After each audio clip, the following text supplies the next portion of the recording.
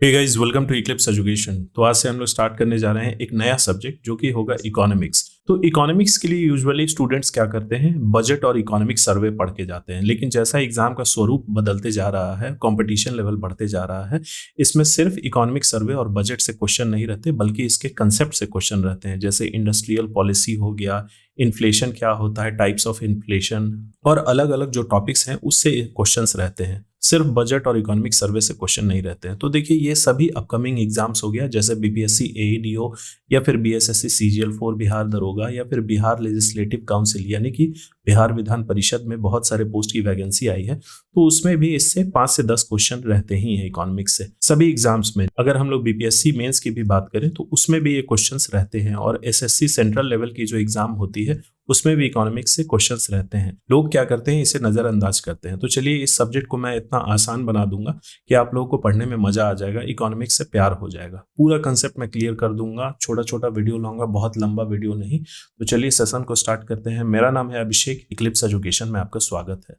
इसमें हम लोग कौन कौन से टॉपिक्स देखने वाले हैं, एक बार मैं आप लोगों को आइडिया दे देता हूं। जैसे सबसे पहले हम लोग देखेंगे बेसिक इकोनॉमिक कंसेप्ट, जैसे इसकी क्या परिभाषा होती है और क्या इसका मतलब होता है। माइक्रो इकोनॉमिक्स क्या होता है और मैक्रो इकोनॉमिक्स। फिर नेशनल इनकम और ग्रोथ, यानी कि राष्ट्रीय आय और विकास, इसकी क्या मतलब होती है। GDP, GNP, NDP, NNP, per capita income, nominal और रियल जीडीपी। कई बार एग्जाम में इससे भी क्वेश्चन रहते हैं। जैसे बजट में ही हम लोग याद करते हैं सिर्फ जीडीपी का फिगर, लेकिन कई बार हो सकता है कि यह भी क्वेश्चन दे देता है कि नॉमिनल जीडीपी कितना था। जब तक इनके बारे में आप डिफरेंस नहीं जानिएगा, आपको वो फिगर याद नहीं रहेगा दिमाग में। इकोनॉमी की अगर हम लोग बात करें तो उसमें सिर्फ फिगर्स होते हैं, नंबर्स। आप कितना नंबर याद कर पाइएगा, लेकिन अगर आपका कंसेप्ट क्लियर रहेगा तो आपको समझ में आ जाएगा, आप अपनी समझदारी से उसको आंसर कर सकते हैं। फिर इकोनॉमी के सेक्टर हम लोग देखेंगे, जैसे प्राइमरी, सेकेंडरी, टर्शियरी, और साथ में हम लोग देखेंगे ऑर्गेनाइज्ड और अनऑर्गेनाइज्ड सेक्टर, यानी कि संगठित और असंगठित क्षेत्र क्या होते हैं, किस किस प्रकार के होते हैं। मनी एंड बैंकिंग से भी क्वेश्चन रहते हैं, जैसे कि मनी किस किस प्रकार के पैसे होते हैं और क्या उनका फंक्शन होता है। टाइप्स ऑफ मनी देखेंगे, और बैंकिंग सिस्टम ऑफ इंडिया, खास करके हम लोग आरबीआई के बारे में पढ़ेंगे। फिर इससे भी बहुत ज्यादा सवाल रहते हैं, इन्फ्लेशन और प्राइस स्टेबिलिटी, जैसे कि मुद्रास्फीति क्या होता है, उसकी परिभाषा क्या होती है और किस किस प्रकार की होती है। और सबसे जरूरी चीज कि इन्फ्लेशन को मापने के लिए कौन सा टूल इस्तेमाल किया जाता है, जैसे सीपीआई हो गया और डब्ल्यूपीआई, यानी कि कंज्यूमर प्राइस इंडेक्स और होलसेल प्राइस इंडेक्स। तो ये क्या होता है, इसमें किस किस फैक्टर को इंक्लूड किया जाता है, ये सब कुछ हम लोग डिटेल में जानेंगे। सबसे इंपॉर्टेंट होता है आपका पब्लिक फाइनेंस, जिसके अंतर्गत आता है गवर्नमेंट बजट, रेवेन्यू और कैपिटल एक्सपेंडिचर, रेवेन्यू और कैपिटल इनकम, टैक्सेशन हो गया, जैसे डायरेक्ट और इनडायरेक्ट टैक्सेस। तो इनसे कई बार स्टेटमेंट वाइज क्वेश्चन पूछा जा चुका है। फिर अगला टॉपिक हम लोग देखेंगे पॉवर्टी एंड अनएम्प्लॉयमेंट, एग्रीकल्चर और rural economy, industry and manufacturing. जो भी इंपॉर्टेंट हो सकता है इस वनडे एग्जाम में, उस बेसिस पे मैंने सिलेबस को डिजाइन किया है। फिर एक्सटर्नल सेक्टर में जैसे फॉरेन ट्रेड हो गया, balance of trade, balance of payment, exchange rate, currency किस बेसिस पे एक्सचेंज की जाती है एक करेंसी को दूसरे करेंसी में, उसका एक रेट होता है, किन फैक्टर्स के कारण वह रेट फ्लक्चुएट करता है। फिर करेंसी डेप्रिसिएशन क्या होता है और डीवैल्यूएशन क्या होता है, दोनों में डिफरेंस होता है और किन परिस्थिति में इनको अपनाया जाता है, ये भी चीज हम लोग देखेंगे। डब्ल्यूटीओ यानी वर्ल्ड ट्रेड ऑर्गेनाइजेशन। और सबसे लास्ट में हम लोग देखेंगे इकोनॉमिक प्लानिंग एंड रिफॉर्म्स, जैसे कि 5 ईयर प्लान्स हो गए, योजना आयोग हो गई, नीति आयोग, और एलपीजी यानी लिबरलाइजेशन, प्राइवेटाइजेशन और ग्लोबलाइजेशन। इन सबको हम लोग डिटेल में डिस्कस करेंगे। इंडस्ट्रियल पॉलिसी यहाँ पे बताना मैं भूल गया, इंडस्ट्रियल पॉलिसी को भी कुछ हम लोग डिस्कस करेंगे। लाइसेंस राज, ये सब था, बहुत सारे इंडस्ट्री पॉलिसी आए थे, वो भी एग्जाम में पूछे जा चुके हैं। अभी रिसेंटली बीपीएससी एलडीसी का मेंस हुआ था, उसमें इंडस्ट्रियल पॉलिसी से सवाल था। तो सोचिए कि एक एलडीसी लेवल के एग्जाम में, उसमें अगर इंडस्ट्रियल पॉलिसी से सवाल आ रहा है, तो ग्रेजुएट लेवल के एग्जाम में थोड़ा सा एडवांस्ड क्वेश्चन रहने की संभावना है। चलिए आइए हम लोग सीरीज को स्टार्ट करते हैं। सबसे पहला टॉपिक हम लोग देखेंगे इकोनॉमी वर्सेस इकोनॉमिक्स क्या होता है। सबसे पहले लोगों को ये कंफ्यूजन दूर करना होगा कि इकोनॉमी क्या होता है और इकोनॉमिक्स क्या होता है। इकोनॉमी मतलब अर्थव्यवस्था और इकोनॉमिक्स मतलब होता है अर्थशास्त्र।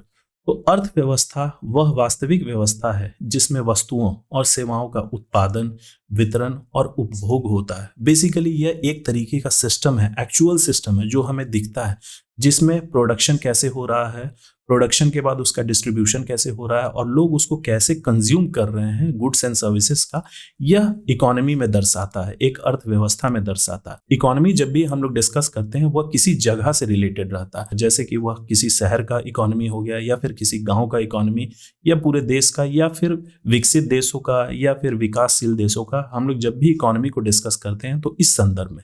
लेकिन वहीं अगर इकोनॉमिक्स की बात की जाए तो यह एक सब्जेक्ट है।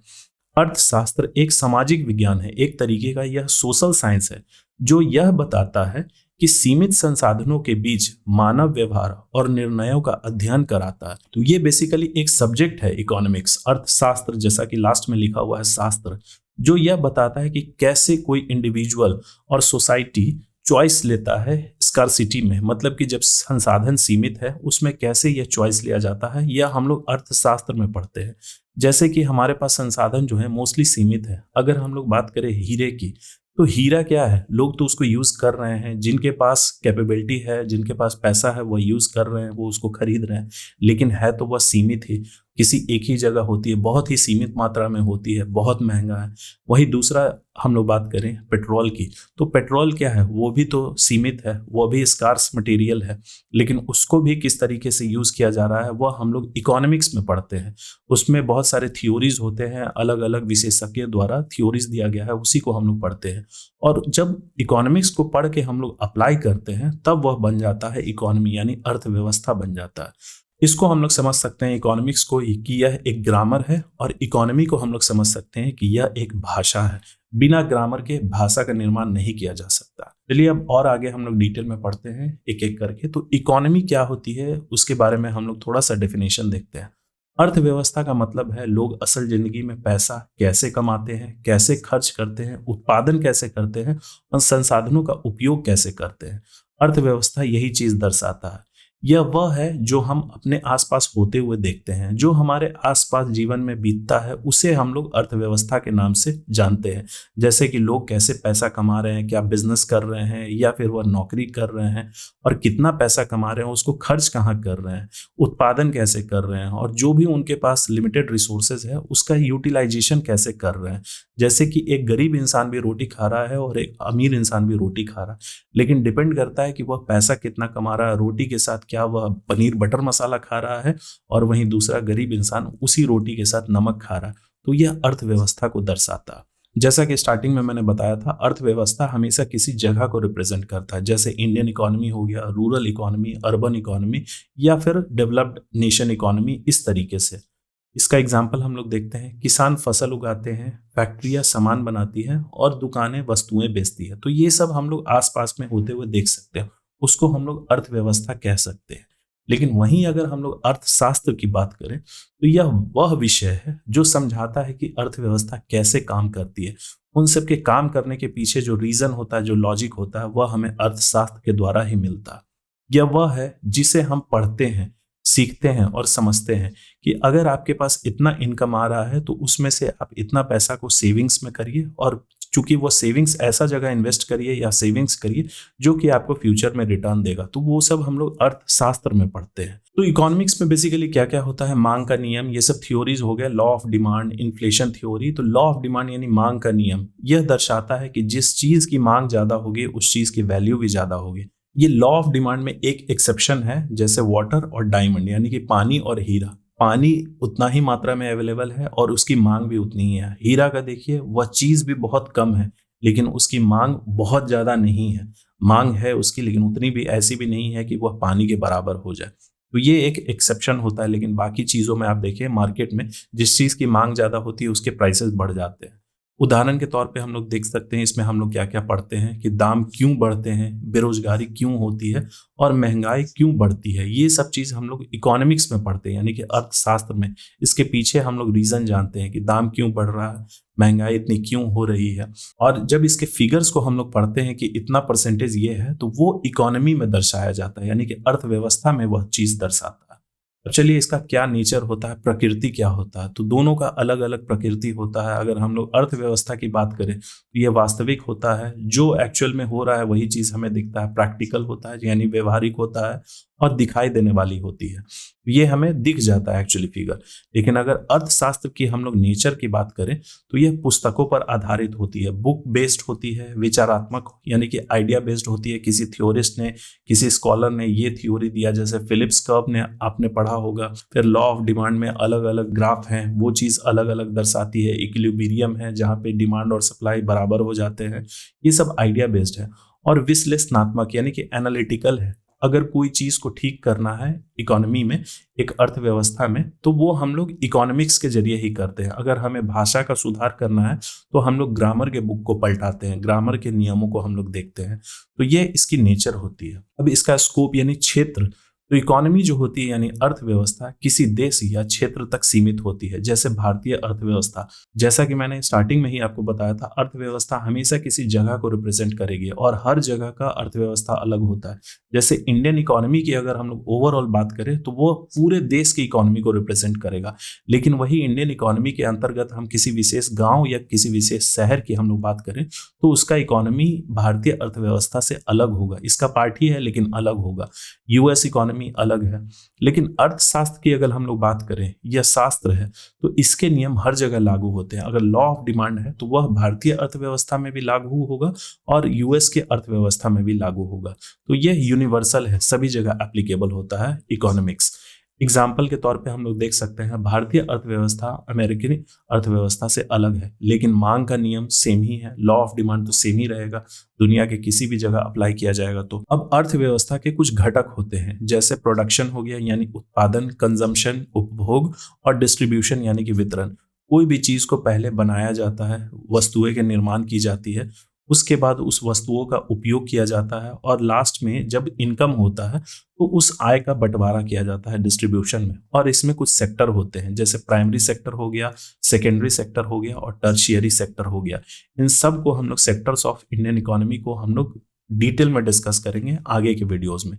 एग्जाम्पल के तौर पे हम लोग समझ सकते हैं, किसान गेहूं उगाता है, फिर उसको बेचता है और लोग खाते हैं। यूजुअली कोई भी चीज प्रोड्यूस क्यों किया जाता है, गुड्स एंड सर्विसेज, कोई भी गुड्स अगर हम लोग प्रोड्यूस कर रहे हैं क्योंकि उसकी डिमांड है, पहले डिमांड को स्टडी किया जाता है, उसी के बेसिस पे उसको प्रोड्यूस किया जाता है। जब वो प्रोड्यूस हो गया तब फिर वह मार्केट में किस तरीके से पहुंचेगा, वह चैनल डिसाइड किया जाता है कि क्या वह होलसेल के थ्रू जाएगा, रिटेल के थ्रू जाएगा या डायरेक्ट फैक्ट्री के थ्रू सेलिंग होगा। तो डायरेक्ट फैक्ट्री के थ्रू सेलिंग बहुत कम चीज में ही होता है, स्टॉकिस्ट से सब स्टॉकिस्ट के पास, स्टॉकिस्ट से फिर होलसेलर के पास और होलसेलर से फिर रिटेलर के पास जाएगा। फिर यहाँ से अल्टीमेटली लास्ट में यह कंज्यूमर यानी कि उपभोक्ता के पास जाएगा। अब उसको वह फाइनली कंज्यूम कर लेगा। तो ये बेसिकली हम लोग इकोनॉमी में स्टडी करते हैं। आइए अब हम लोग देखते हैं इकोनॉमिक्स के क्या ब्रांचेस होते हैं। इकोनॉमिक्स में बेसिकली दो ब्रांच होता है, एक माइक्रो इकोनॉमिक्स, दूसरा मैक्रो इकोनॉमिक्स। तो माइक्रो इकोनॉमिक्स जैसा कि यह नाम से ही स्पष्ट है, सूक्ष्म अर्थशास्त्र। तो यह छोटे यूनिट्स के स्टडी को बोला जाता है माइक्रो इकोनॉमिक्स। लेकिन वही पूरे अर्थव्यवस्था को जब हम लोग किसी देश को, किसी राज्य को अगर हम लोग स्टडी कर रहे हैं, कोई नेशन को स्टडी कर रहे हैं, तो उसको हम लोग बोलेंगे मैक्रो इकोनॉमिक्स। जैसे किसी छोटे दुकान का अगर हम लोग ये देख रहे हैं, एक दुकान में दूध की कीमत, तो वो मैक्रो इकोनॉमिक्स के अंतर्गत आएगी। लेकिन वही अगर हम लोग देखते हैं कि भारत की महंगाई दर, तो वो मैक्रो इकोनॉमिक्स में हमें पढ़ना है मैक्रो इकोनॉमिक्स, क्योंकि हमारे एग्जामिनेशन में बेसिकली मैक्रो इकोनॉमिक्स से ही क्वेश्चन रहते हैं। माइक्रो एमबीएस जो प्रोफेशनल्स होते हैं उनके लिए यह काम आता है, क्योंकि उनको एक बिजनेस एंटरप्राइज को डेवलप करना होता है, तो यह उनके लिए इंपॉर्टेंट होता है। हमें जो इंपॉर्टेंट पढ़ना है वो है मैक्रो इकोनॉमिक्स। अब आइए देखते हैं उद्देश्य क्या होता है अर्थव्यवस्था और अर्थशास्त्र का। तो सबसे पहले हम लोग अर्थव्यवस्था का उद्देश्य देखते हैं। तो यह आवश्यकताओं की पूर्ति और जीवन स्तर में सुधार करता है। इसके तहत हम लोग देखते हैं कि डिमांड जो है किस चीज की कितनी है, उस चीज को पूरा किया जाता है और जीवन स्तर में सुधार इसी प्रकार से आता है।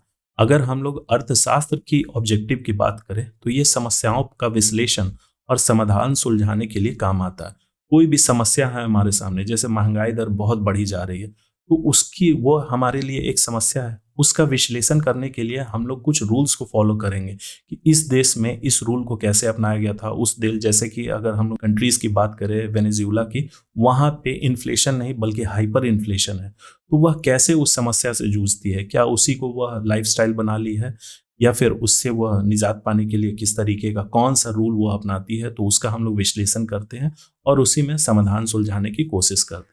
तो यह इकोनॉमिक्स और इकोनॉमी का ऑब्जेक्टिव है, यानी उद्देश्य है।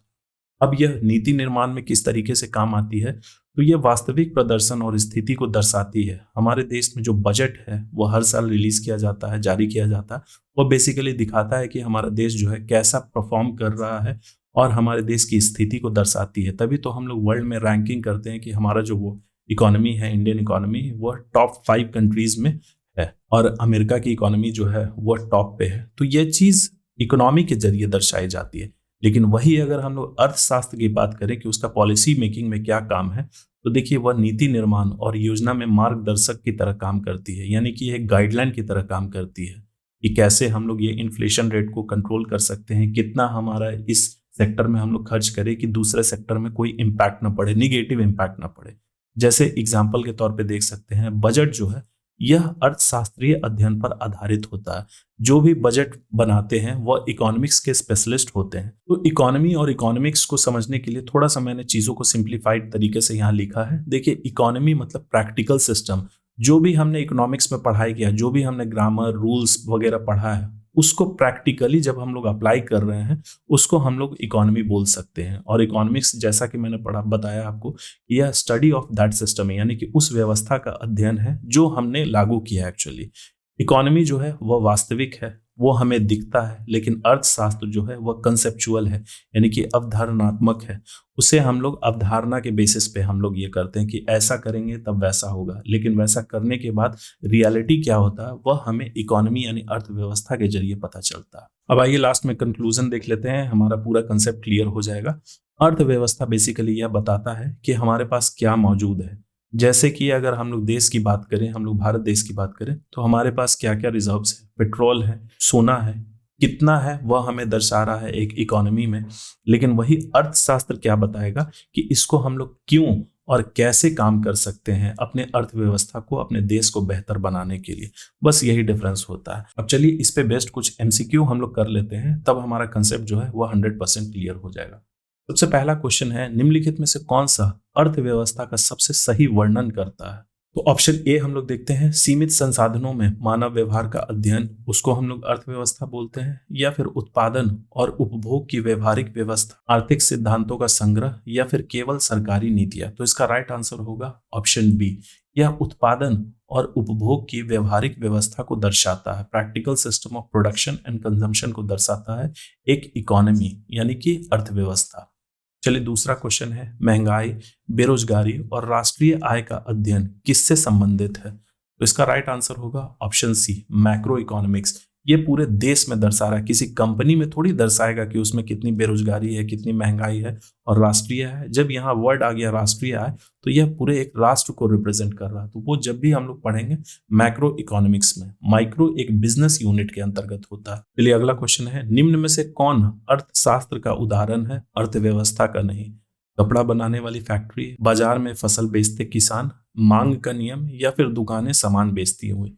तो इसका आंसर हमें इजीली मिल गया होगा। इसका राइट आंसर होगा option C, law of demand.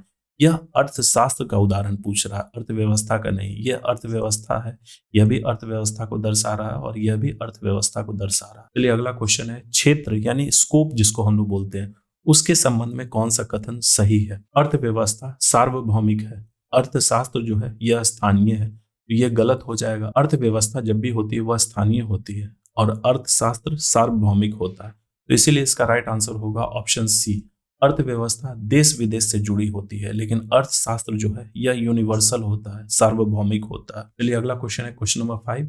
एक कथन है, अर्थव्यवस्था बताती है क्या हो रहा है, लेकिन अर्थशास्त्र बताता है क्यों। इसका अर्थ क्या होता है? तो इसका राइट आंसर होगा ऑप्शन सी, अर्थशास्त्र वास्तविक आर्थिक गतिविधियों का अध्ययन करता है। यही इस लाइन को बेहतर डिफाइन कर रहा है। चलिए अगला क्वेश्चन है, क्वेश्चन नंबर 6। निम्न में से कौन सी गतिविधि अर्थव्यवस्था में उत्पादन के अंतर्गत आती है, यानी कि वह इकोनॉमी में प्रोडक्शन के अंतर्गत आती है?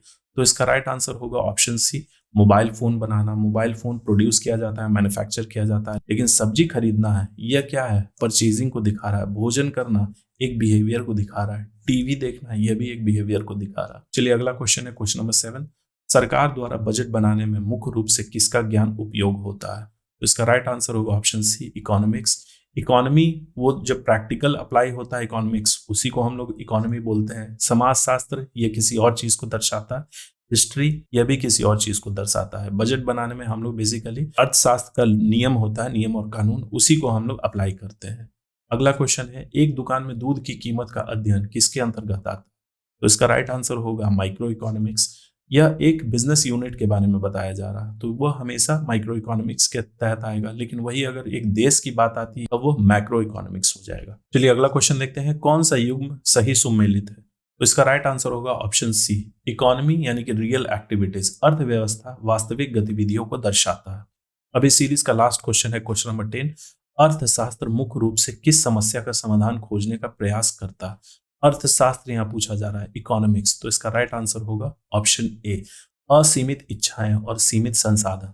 देखिए इच्छाएं जो है वह असीमित है, सभी को ये कुछ ना कुछ उनकी इच्छाएं होती है जो कि असीमित होती है, लेकिन संसाधन जो है वह तो लिमिटेड है।